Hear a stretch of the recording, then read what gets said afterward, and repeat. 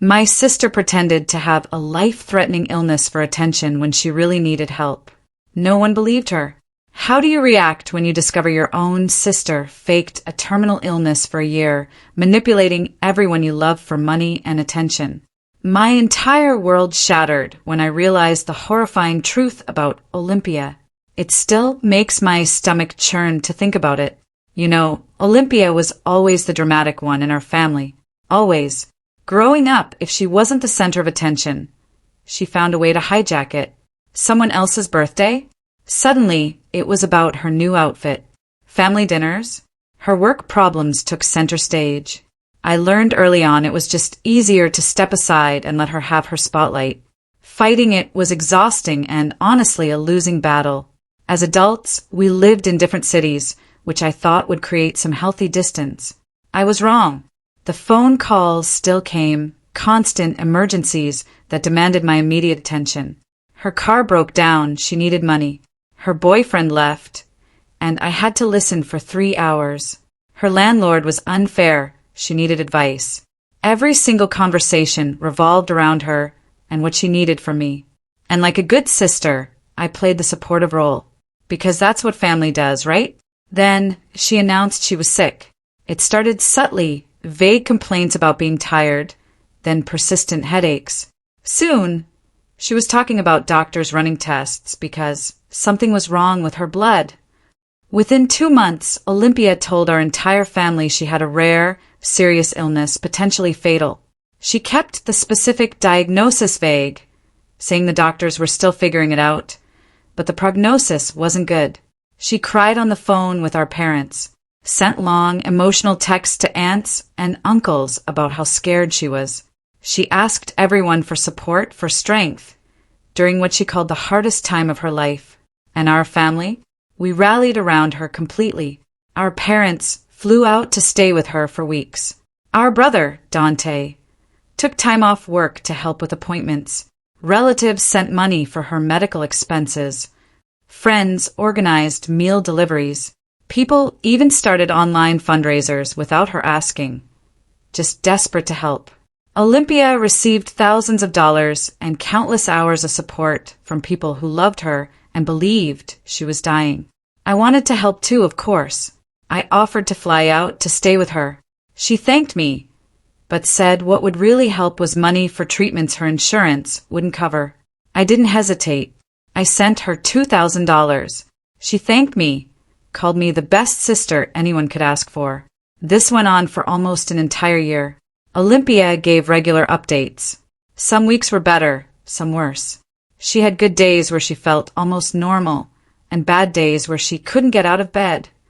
She described treatments, medications, side effects. She talked about doctors and specialists and second opinions.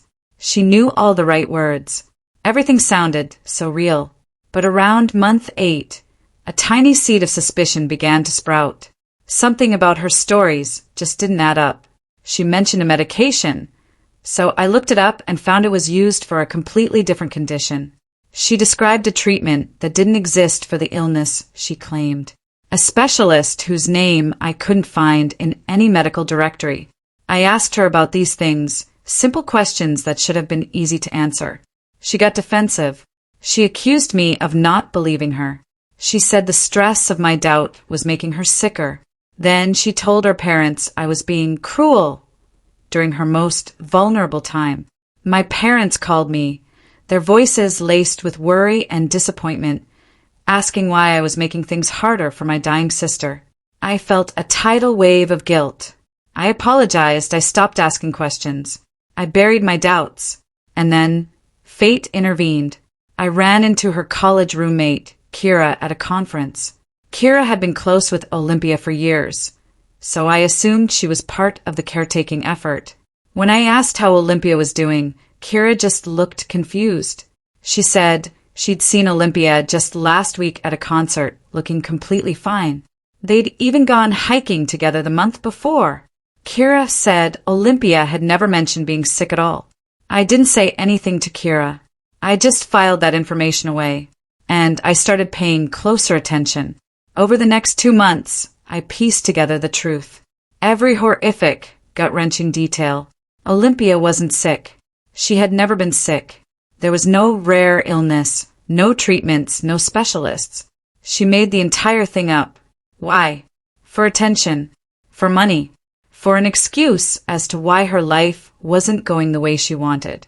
The illness explained why she couldn't hold a job, why she needed financial help, why everyone should feel sorry for her and give her whatever she needed. I knew I had to tell her parents. They didn't believe me at first. How could they? How could their daughter lie about something so serious? But I came prepared. The night before, I'd printed everything out.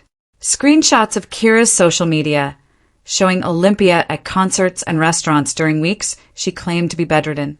Medical research articles debunking her medication claims. Lists of specialists that didn't exist. A timeline of her ever-shifting story, meticulously highlighting every contradiction. I organized it all into folders with tabs and labels. My hands shook as I worked past midnight. I knew this was going to destroy everything, but I couldn't let the lie continue. I just couldn't. The next morning, I drove to my parents' house, the heavy folders on the passenger seat. Mom opened the door, her face etched with worry. Dad was already in the living room, a look on his face that said he expected me to apologize for doubting Olympia. I asked them to sit at the kitchen table where I could spread everything out. They exchanged a glance, a flicker of apprehension, then followed me. I put the first folder down, opened it, showed them the medication list. Mom picked up the paper, her hands starting to tremble as she read. I explained, "Mom, the drug Olympia claimed was treating her blood disorder? It's for diabetes. The treatment she described for fatigue? It doesn't exist for any condition she claimed. The specialist? No medical license in this state or any neighboring state." Dad interrupted, his voice firm, almost dismissive. "You must be misunderstanding the medical information. Olympia wouldn't lie about something this serious." I took a deep breath. Slowly, carefully, I walked them through each piece of evidence. The search results for every doctor's name. Why her treatment protocol made no medical sense. How she claimed to, beyond 3 medications that would never be prescribed together. Dad just kept shaking his head. There has to be an explanation. Maybe the doctors used different names. Maybe you're looking at outdated information. Maybe Olympia simplified things because we wouldn't understand the technical terms. Then, I pulled out the next folder. Kira's social media posts. A photo of Olympia, smiling at an outdoor concert, drink in hand, dated the week she told everyone she was too weak to get out of bed. Another picture, hiking with friends, posted the month she claimed to be starting aggressive treatment. A third, laughing with Kira at a restaurant, during a time she claimed to be too nauseous to eat. Mom started crying. Maybe she was confused about the dates, she choked out. Maybe the doctors made mistakes. Maybe she had good days, were judging her for trying to live normally despite her illness. Her voice cracked on those last words. Tears streamed down her face. I wanted to comfort her, but I couldn't stop. Not now. I showed them the timeline, how Olympia's story changed depending on who she was talking to. To Mom, it was her blood. To Dad, her immune system. To Aunt Carol, a rare neurological condition. To me, something doctors were still trying to identify. The details shifted constantly, but she always sounded so convincing.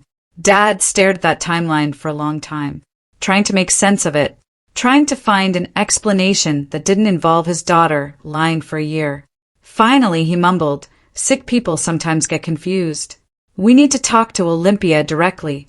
That conversation lasted 4 agonizing hours. They cycled through denial, then anger at me for investigating her like a criminal. Then brief, horrifying flashes of realization on their faces before they pushed it away again. Mom cried through most of it. Dad's voice got harder and more defensive with every new piece of evidence I presented. They kept finding reasons why everything could be explained away, why their daughter couldn't possibly have done something this cruel, this calculated. But by the end, even they couldn't ignore the sheer weight of it all. Dad finally said they would confront Olympia together as a family. Mom quickly added, We need to hear her explanation first. They both looked 10 years older than they had that morning. I left the folders with them and drove home feeling utterly sick. I sat in my car in the driveway for 20 minutes, just trying to breathe before I could make myself go inside. Then I called Dante. I expected him to be as furious as I was. Instead, the line went completely silent. I called his name twice. When he finally spoke, his voice was flat, empty. He told me he took unpaid leave from work to help Olympia. He maxed out a credit card, paying for things she said insurance wouldn't cover. He rearranged his entire life for 3 months because he thought his sister was dying. And now he felt like the biggest idiot alive. I could hear his ragged breathing. He wanted to drive to her apartment right now and confront her. His voice was shaking with pure rage. I told him we needed to do this as a family with our parents, not just show up at her door. He argued she didn't deserve a carefully planned intervention. She deserved to face what she'd done immediately. But I convinced him confronting her alone would just let her manipulate the situation, turn everyone against him. He went quiet again, then reluctantly agreed. He just needed a few days to calm down, he said, before he could be in the same room with her without doing something he'd regret. Gracie came over that night. I just texted her, "Can you talk?" She found me on the couch, a bottle of wine open. I cried, angry, bitter tears. I told her everything. She listened, silently until I finished. Then she asked, "Are you sure you want to blow up your family like this?" Her question stung, made me angry, like she was suggesting I should have kept quiet. But her face was concerned, not judgmental. "The family's already blown up, Gracie," I snapped. "I'm just making everyone else see the crater." She nodded, poured us both more wine. We talked for hours about what would happen next. She kept reminding me, telling the truth isn't the same as causing the problem. Over the next few days, my parents and I planned the family meeting for the following Saturday. Mom sent a text to the family group chat, a formal announcement that we needed an important discussion. Olympia responded within minutes, 3 heart emojis, a message saying she wouldn't miss family time, even though she was having a rough week health-wise. She added a sad face emoji. Reading that text made my stomach twist into knots. The week dragged by. I barely slept. I replayed the confrontation in my head 1,000 times, imagining every possible reaction from Olympia. Would she admit it? Have a breakdown? Try to make herself the victim? Gracie checked on me constantly, reminding me I was doing the right thing. Saturday morning, I arrived at my parents' house 2 hours early. I needed time. Time to set up the evidence again. Time to brace myself. Mom answered the door, her eyes red, swollen. She'd been crying all week. Dad looked like he'd aged 5 years since I last saw him. Shoulders slumped, new lines around his mouth. We barely spoke as I arranged everything on the dining room table. Screenshots first, then medical evidence, then the timeline. My hands, surprisingly, were steady. All week I'd shaken, but now, with the moment here, I felt calm, focused. This had to happen. Dante arrived 20 minutes later. We sat in silence. He looked at the folders, his jaw tightening. Mom brought him coffee he didn't drink. Dad checked his watch every few minutes. I tracked Olympia's location on the family sharing app. 3 blocks, 2 blocks. Pulling into the driveway, the doorbell rang. Even though she had a key, Mom went to answer it, and I heard Olympia's voice, bright and cheerful, asking how everyone was doing. She walked into the living room, and I had to force myself not to react.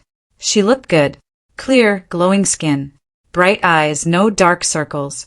She moved with energy, not the exhaustion she described. Jeans, a fitted sweater, no weight loss from treatments. She hugged Mom, then Dad, then came to hug Dante and me. I felt her arms around me, smelled her perfume, and my mind flashed to all the tears I'd cried for her over the past year. She pulled back, smiling at all of us.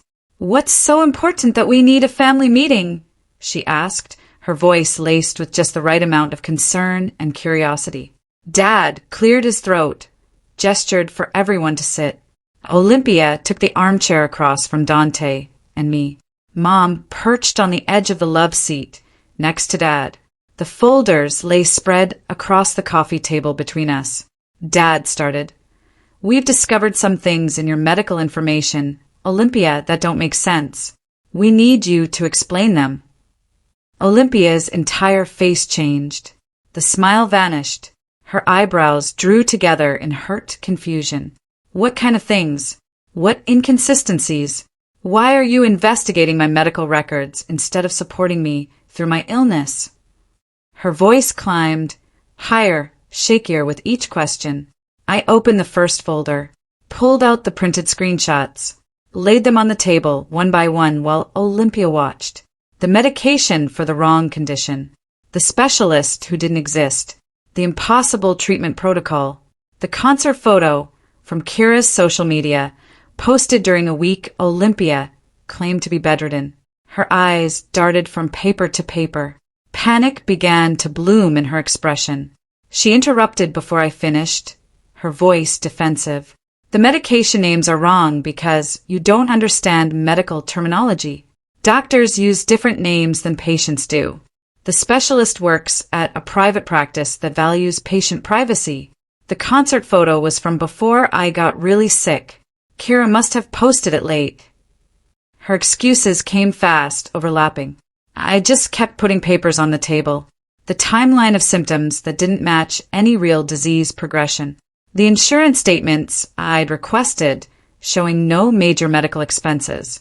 The text messages describing treatments on days her location data showed her at restaurants and shopping. Dante leaned forward, cutting through her explanations. Give us the name and phone number of one doctor, Olympia. Just one. Someone we can call to verify your story. Olympia opened her mouth, then closed it. I can't remember the exact names right now, she stammered. I'm too upset by your accusations.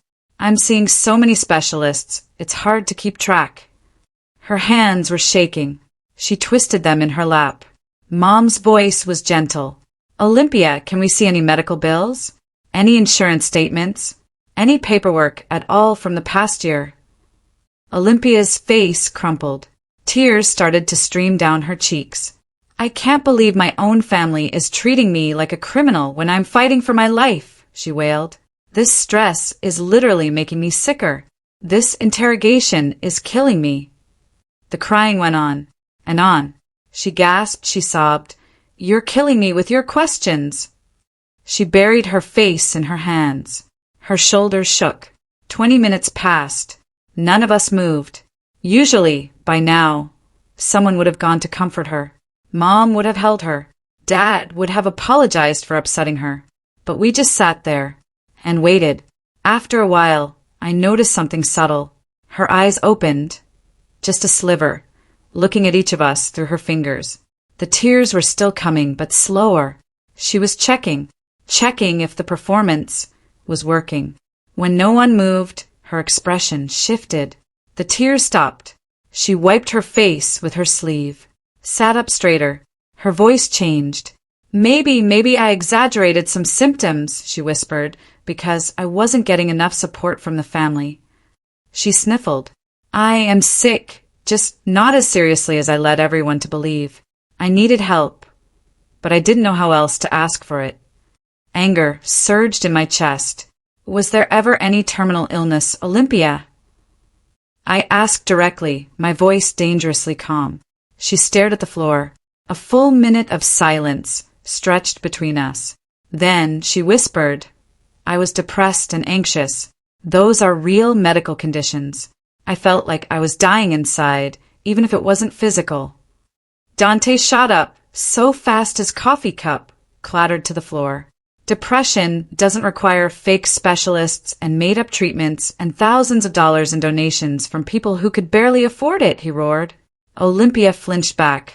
I know I made mistakes, she whimpered, but I was desperate for attention and love. Isn't that a cry for help you should be compassionate about? Dad's voice was cold. The money, Olympia. Where did it all go if there were no medical treatments? She admitted she used it for rent and living expenses.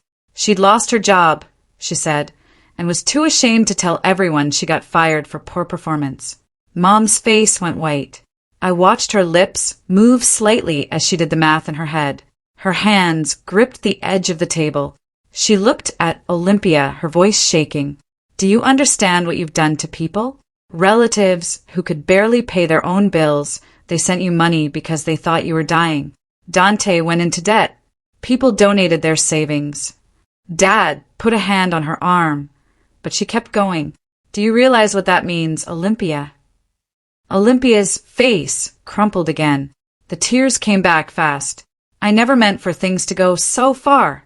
It started small, and then I couldn't figure out how to stop without everyone hating me. Her words came out in gasps between sobs. I'm not a bad person. I just made terrible choices because I was struggling with my mental health. I'm so sorry. Mom looked away. Dad stared at the floor. This time, no one moved to comfort her. The crying went on, but it felt hollow now. Empty. I waited for her to finish. When she finally looked up at me, I spoke. You had a whole year to stop, Olympia. 12 months to come clean. You could have gotten actual help for your real problems, instead of making up fake ones. My voice was calm, but a fire burned in my chest. Her expression changed. The sadness vanished, replaced by something harder. She looked at me with real anger. You've always been judgmental, she spat. You act perfect and never understood what it's like to struggle. You make everything look easy in you. Have no compassion for people who aren't as put together as you.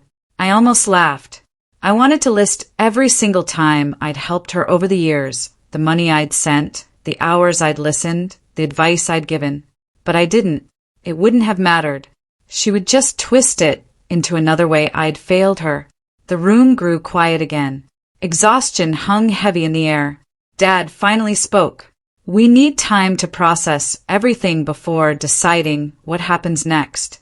This is too big for one conversation. Mom nodded, looking truly broken.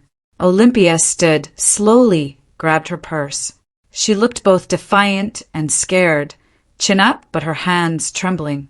She walked to the door without saying goodbye. None of us tried to stop her. The door clicked shut and we heard her car start. I stayed at the table with my parents. No one knew what to say. Over the next 3 days, Dante and I talked constantly. He called me twice a day. We texted late into the night. He wanted to know if we should demand legal action. I kept going back and forth about whether to just cut her out of our lives completely.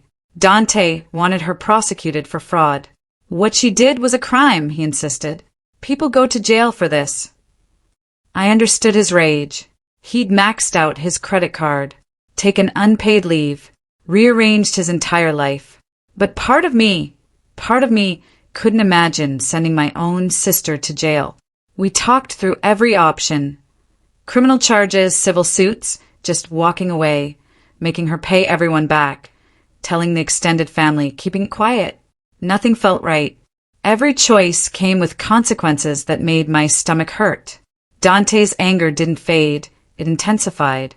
He remembered new lies, thought about the people who donated money they couldn't afford, calculated the wasted time and money.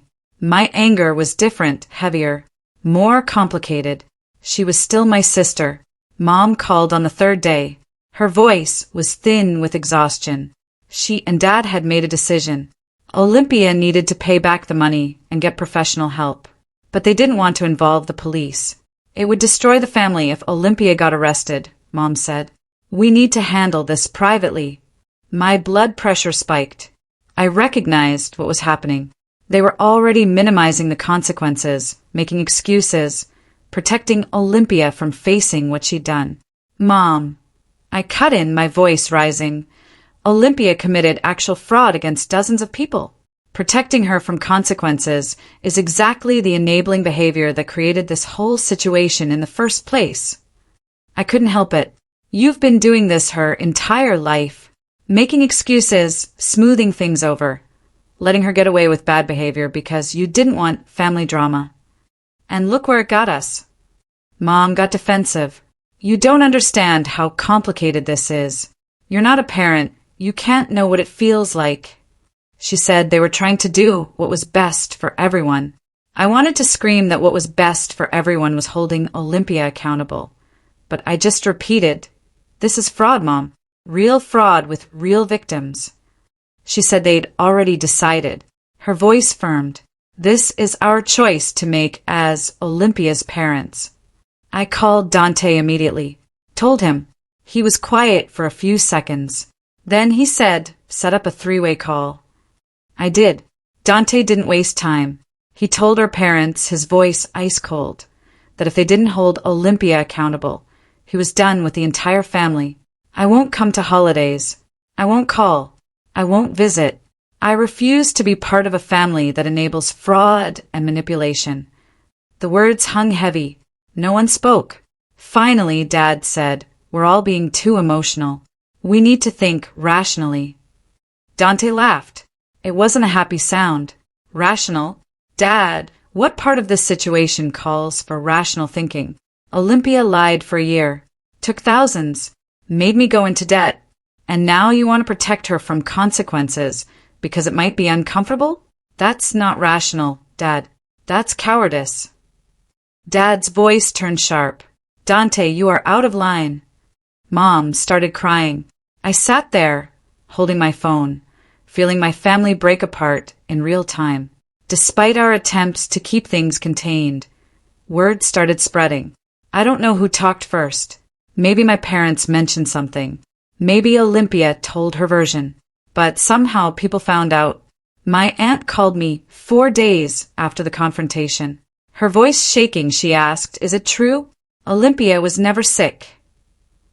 I could hear the betrayal in every word. She'd sent money every single month for 8 months. Skipped buying new glasses because she wanted to help. She'd told all her friends about her brave niece. Now, she wanted to know if it was all fake. I didn't know what to say. Part of me wanted to protect our privacy, but my aunt deserved the truth. She'd sacrificed for someone who was lying to her face. I confirmed it. Olympia admitted there was no illness. My aunt made a sound like someone had punched her. "How could she do that?" she whispered. "I don't know," I said. I don't know." She hung up. My aunt called other relatives immediately. I know because they started calling me. Within 2 days, the entire extended family knew everything.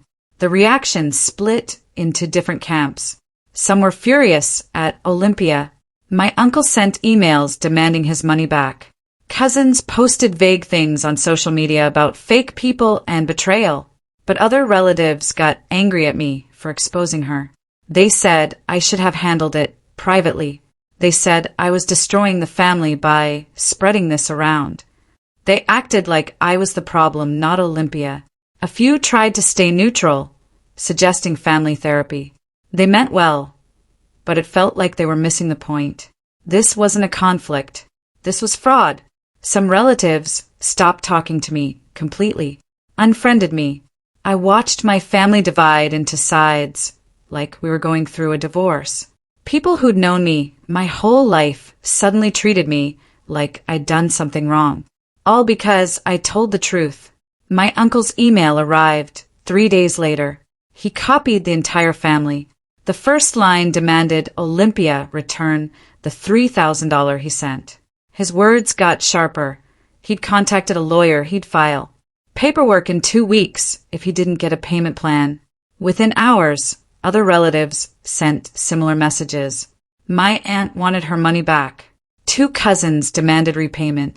A second uncle felt betrayed and wanted every dollar returned. The emails kept coming all afternoon. Then Olympia sent a mass text to everyone. She couldn't believe her own family was attacking her when she was already suffering. She said the harassment was making her want to hurt herself. She said if anything happened to her, it would be because we pushed her too far. My phone started ringing 5 minutes later. Mom was crying so hard I could barely understand her. "We've gone too far. Olympia is talking about suicide. If something happens, it's our fault for exposing her. Dad got on the phone. You started this by telling everyone the truth. Now you have to fix it before Olympia does something terrible. My hands shook. Olympia was using the exact same tricks that worked for years. Playing the victim. Making everyone feel guilty. Mom, I said, Olympia threatening suicide is manipulation, not a genuine crisis. She started yelling that I didn't understand, that Olympia sent her a text saying she had pills in her hand right now. I asked if they'd called for a wellness check, contacted emergency services. Dad said they didn't want to traumatize Olympia by sending police to her apartment. I hung up, sat on my couch, trying to breathe. Gracie came over within 20 minutes. I explained. She asked what I wanted to do. I refused to back down, I said, my voice firm despite the tremble in my hands, just because Olympia is threatening herself. Gracie pulled out her phone. She started searching for family therapists specializing in manipulation and trauma. She found Marco Herring, who had good reviews. I called his office the next morning. Marco listened, asked specific questions. He could facilitate a mediated conversation, he said, if everyone agreed to ground rules. The goal? Accountability, not just venting anger. I warned him I wanted Olympia to face real consequences, not just talk about feelings. He said accountability could only happen if people felt safe enough to be honest. I left his office feeling a sliver of hope, but mostly exhaustion. I told Mom about Marco. She thought therapy sounded good, but wasn't sure Olympia would go. I said that was fine, but I wouldn't have contact with Olympia until she participated. Dad called the next day. Olympia refused, screamed that therapists would gang up on her. She didn't need therapy. She wasn't the one attacking family members. Mom tried reasoning. Olympia wouldn't budge. I told Dad that was Olympia's choice, but my choice was to maintain my boundary. Dante was doing the same. Mom called, crying again. 2 days later, they told Olympia they wouldn't have contact until she agreed to one session. Olympia apparently screamed at them for abandoning her, but the next morning she texted she'd go to one session, just to prove everyone wrong. Marco scheduled it for the following week. I drove there, sick to my stomach. Mom and Dad arrived first, looking like ghosts. Dante showed up right before. Olympia walked in last, her face a mask of wounded dignity. Marco welcomed us, set the ground rules. Respectful, no interrupting. Focus on moving forward. Frustration immediately built in me. I wanted Olympia to face exactly what she did. Marco asked Olympia to explain what happened in her own words. She took a deep breath, launched into a story about struggling with depression for years, making poor decisions, feeling desperate for connection. The fake illness, she claimed, started as a small exaggeration that spiraled out of control. She cried, said she was ashamed, never intended to hurt anyone. The whole speech sounded carefully crafted, making her sound like a victim of her mental illness, not someone who deliberately manipulated. Marco thanked her, then turned to me. I looked at Olympia, and I started listing everything she actually did. How she researched medical terminology to make her lies convincing. The consistent pattern of deception over months, not just one mistake. How she manipulated people's genuine love and fear for money and attention. This wasn't poor judgment from depression, Olympia. This was calculated fraud. Marco asked how she responded to my perspective. Olympia wiped her eyes. Said she understood why I saw it that way. She admitted the deception was more extensive than she initially acknowledged, but insisted her mental state at the time made it hard for her to think clearly. Depression and anxiety impaired my judgment, she insisted. Marco asked what she was doing now for her actual mental health. She was looking into therapists, but hadn't found the right fit. Dante leaned forward. Do you feel remorse for the specific harm you caused? He listed his credit card debt, our parents' stress, the relatives who sacrificed for her fake illness. Do you actually feel sorry for those concrete consequences? Olympia said, of course, but her tone was defensive, not genuinely apologetic. I'm doing my best to cope with the guilt, she insisted, while also dealing with everyone's anger. Marco guided the conversation to concrete steps for accountability. I proposed a written list of everyone she owed money to, a realistic repayment plan with specific amounts and dates, and regular therapy with proof of attendance. Mom nodded slowly. Reasonable. Olympia looked at the papers, shook her head. Paying everyone back is impossible. I can barely cover rent and groceries. My jaw tightened. Being broke now doesn't erase the fact that you stole thousands of dollars. You shouldn't have taken the money if you couldn't afford to pay it back. Your current financial problems don't make what you did any less wrong. Her eyes filled with tears. You don't understand how hard things are for me. Marco asked what repayment would realistically look like. She stammered vague promises. Dad cleared his throat, surprising me. Trying isn't good enough, Olympia. You need to make actual repayment efforts, even if it takes years. Mom nodded, shocking me even more. Dad said they would help her create a budget, a real payment schedule. But she had to follow through completely, or they would cut off all financial support. No more emergency money.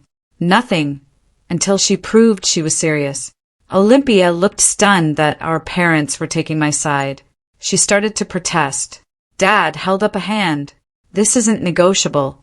You've had more chances than most people would give. Marco wrapped up the session. Olympia reluctantly agreed to individual therapy, a written repayment plan, and apology letters. Marco scheduled a follow-up for a month later. We left in uncomfortable silence. I felt cautiously hopeful. Maybe with our parents backing me, Olympia would finally follow through. 2 weeks passed. I started hearing from relatives about Olympia's apologies. My aunt called first. Did you know Olympia was sending texts instead of actual letters? My stomach sank. My aunt read the message aloud. It focused on Olympia's suffering, barely mentioning the harm she caused. My uncle got a similar text. Dante called, furious. 2 sentences saying sorry. Then 3 paragraphs explaining how depressed she'd been. Nothing about my credit card debt. I told my parents Olympia wasn't following through. Mom made excuses. It must be hard for her to write real apology letters. I reminded her, doing hard things is the entire point of accountability. The repayment plan arrived in my email 2 weeks later. I opened the attachment, stared at the numbers in disbelief. Olympia proposed $50 a month to family members, starting with Mom and Dad, then Dante and me, then extended relatives. I did the math. Just paying back my parents, Dante and me would take over 8 years. Adding in aunts, uncles, cousins, over 15 years. No mention of the online donors or friends. I forwarded it to Dante. You have got to be kidding me. He called within 5 minutes, voice tight with anger. He'd just seen her social media, photos from a shopping trip 2 days ago, bags from expensive stores, a nice restaurant with friends, treating herself after a stressful week. The repayment plan is insulting, he said. I'm rejecting it completely. I agreed. We needed other options. I told my parents I wanted to consult a lawyer about criminal fraud. Mom immediately started crying, begging me not to. Involving lawyers will permanently destroy any chance of healing. Dad backed her up. We need to handle this privately. I felt torn. I wanted justice, but I didn't want to send my sister to jail. But I also knew letting her face no real consequences would just teach her she could get away with anything. I made an appointment with a fraud lawyer. The consultation cost $200, but I needed professional advice. She listened, took notes. Definitely grounds for fraud, she said, based on deliberate deception and financial losses. But she warned that prosecution was unlikely unless the amounts were significantly larger or we had many victims willing to testify publicly. Fraud cases are hard to prove, she explained. DAs often don't pursue them without overwhelming evidence. She suggested civil recovery through small claims court instead, and establishing clear family boundaries. cutting off contact if Olympia continued refusing accountability. I left feeling defeated. The legal system couldn't really help us, and family pressure was already building against any action at all. The 1-month follow-up session with Marco arrived. Same tense energy. He asked Olympia about individual therapy. She shifted. Only 2 sessions. The therapist wasn't a good fit. Haven't found a new one yet. My hope drained away. Same excuses. Marco asked why she stopped looking. Busy with work, she said. I wanted to scream about her shopping trips and restaurant dinners. Marco asked about the repayment plan. I sent it, but no one seemed happy with it, she whined, making it sound like we were unreasonable. Marco looked at me. I explained the insulting $50 a month plan and how she was posting about new clothes while claiming she couldn't afford more. Olympia got defensive. You're spying on my social media, twisting everything. Those were old photos. Marco held up a hand. The pattern I'm seeing shows avoidance of real accountability, Olympia. He asked directly, what consequences would actually motivate you to take responsibility seriously? She stared at the floor, silent. Dante finally spoke. I'm done trying. I won't have any contact with Olympia until she makes a genuine effort to repair the harm. He looked at our parents. You can have relationships with both your children, but I won't attend any family events where Olympia is present. Mom started crying again, but Dante didn't back down. I mean it. This is my final boundary. I turned to Olympia, spoke the words I'd held back for weeks. I love you, Olympia, but I can't have a relationship with someone who refuses to see the harm they caused. She stared at me like I'd slapped her, her eyes filled with tears. You're abandoning me when I need family support most. This proves you never really cared about me at all. If you actually loved me, you'd help me through this hard time instead of punishing me. I felt the familiar pull to comfort her, to take back my words. But I stayed quiet, let her accusations hang in the air. She grabbed her purse, walked out, not looking back. The door clicked shut. The 3 of us sat in heavy silence. Mom called 2 days later, crying. The family is falling apart. Dad got on the phone. Can't you just try one more time? I explained I would have a relationship with them separately, but I wouldn't pretend everything was fine. Enabling Olympia's manipulation isn't helping anyone. Mom said I was being too harsh. Dad argued families work through problems. I said working through problems required both people to acknowledge the problem existed. The call ended with Mom crying and Dad needing time to think. I started seeing a therapist, Dr. Sands, the next week. Gracie had been amazing, but I needed professional help. Dr. Sands asked how I felt about losing my relationship with my sister. I realized I was grieving something I never actually had. I'd spent years hoping Olympia would change into the sister I wanted her to be. Dr. Sands helped me see that accepting reality didn't mean I was giving up on Olympia. It meant I was giving up on the fantasy version of her I'd been clinging to. Over the next month, I cried through sessions about that idealized sister relationship, while learning to accept who Olympia really was. Gracie came over most evenings.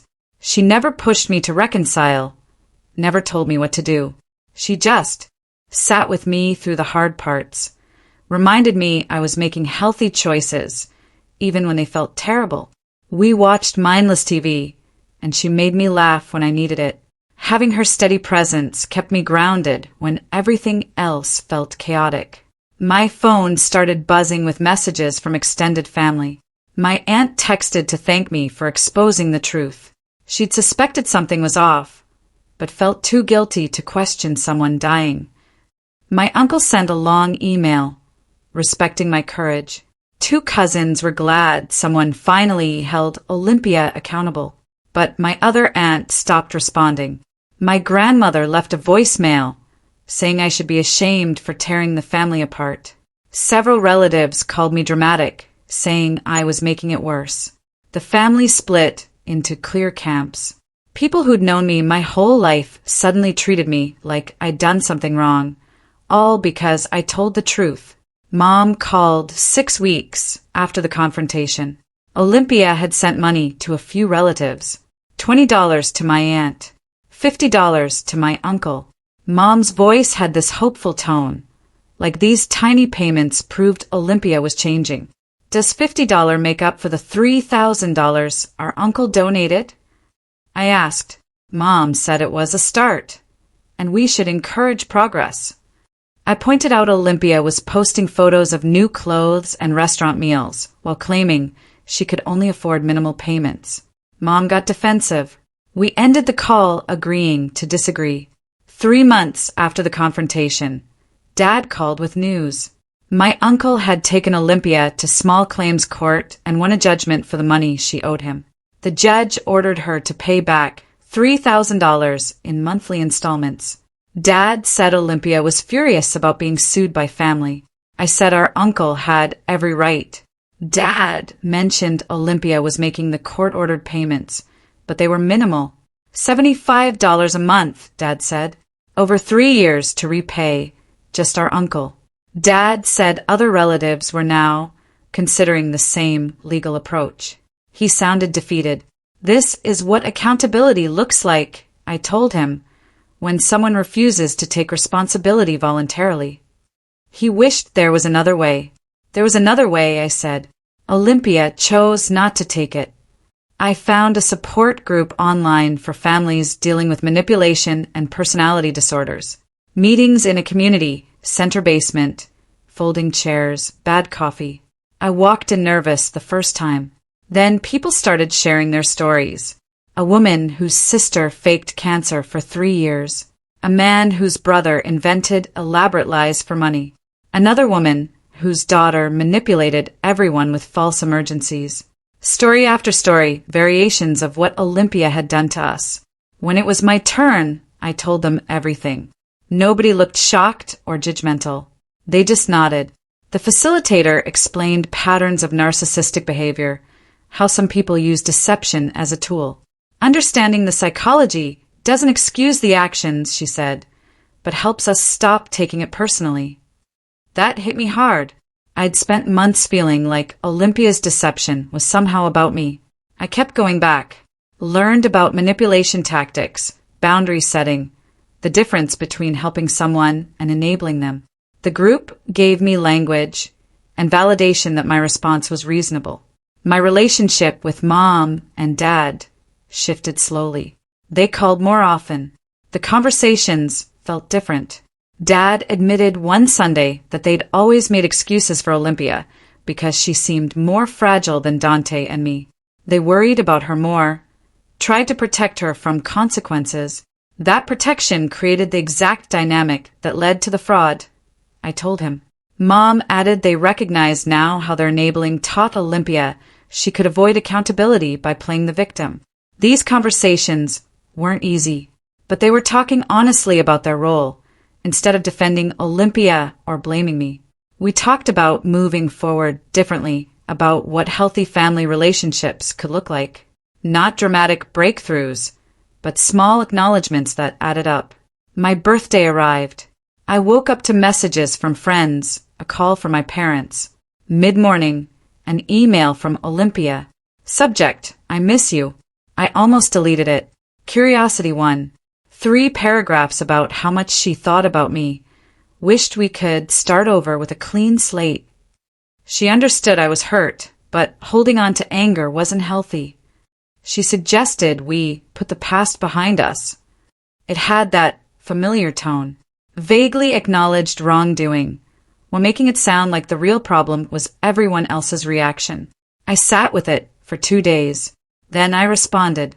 Briefly, I wrote that I was open to rebuilding trust if she demonstrated sustained accountability through actions, not just words. I needed to see genuine change over time. I didn't elaborate.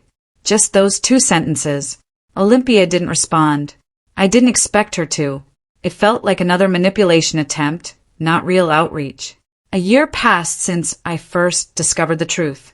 I sat at my kitchen table one morning, drinking coffee, and realized I felt at peace with the family situation, even though it wasn't resolved the way I once hoped. Regular calls with mom and dad, talking about real things without the constant drama. Dante and I were closer than ever through our weekly conversations. Some extended family still didn't speak to me. Others thanked me. The family was fractured in ways that might never fully heal. But I had healthy relationships with the people who mattered most, and clear boundaries with Olympia. I had accepted that some family members would never understand my choices, and that was okay. I didn't need everyone to agree with me. I just needed to live according to my own values, instead of sacrificing honesty to keep a false peace. I heard through Mom that Olympia was working steadily at a new job. For months, no firing, no quitting. She was attending therapy more regularly. I didn't know if it was real change or just better image management. Olympia was always good at performing responsibility, but I felt cautiously hopeful. I wasn't invested in her transformation as a requirement for my own happiness anymore. Whether she changed or not didn't determine my peace. I had built a life that didn't revolve around managing her chaos or waiting for her to become someone different. My life felt fuller now. Deeper friendships, stronger boundaries. I had learned to speak the truth, even when it made people uncomfortable. Gracie and I were closer than ever. I'd made new friends through the support group. I felt confident in my ability to set limits and walk away from relationships that required me to compromise my values. The experience with Olympia taught me that protecting family harmony at the expense of honesty helps nobody. Real love sometimes means letting people face the consequences of their choices, so they have a chance to actually grow. I couldn't control whether Olympia learned from what happened. I could only control my own choices and boundaries. That clarity brought more peace than any family reconciliation ever could have given me. It was a hell of a journey, to say the least. And I still wonder, sometimes, what would you have done in my place? Have you ever had to choose between family loyalty and your own sense of truth and justice? Tell me what you think in the comments below. I really want to know.